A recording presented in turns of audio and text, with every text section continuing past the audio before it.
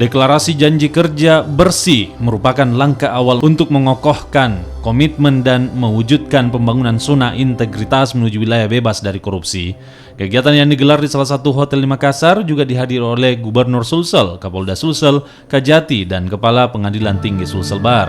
Sekjen Kemenkumham RI Bambang Rantam Sariwanto mengatakan Pemprov Sulsel menghibahkan tanah seluas 50 hektar yang terletak di kawasan Pucak Maros. Tanah ini nantinya akan dibangun lapas percontohan, pembangunan sarana dan prasarana administrasi yang maksimal.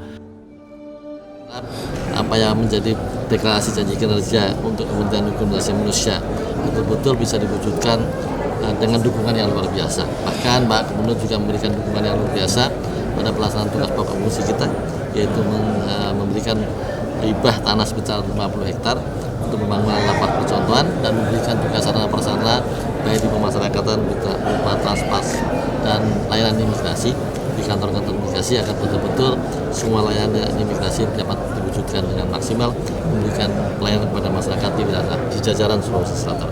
Pembangunan lapas ini juga akan memberdayakan warga binaan dengan menghasilkan suatu produk yang akan dijual keluar daerah.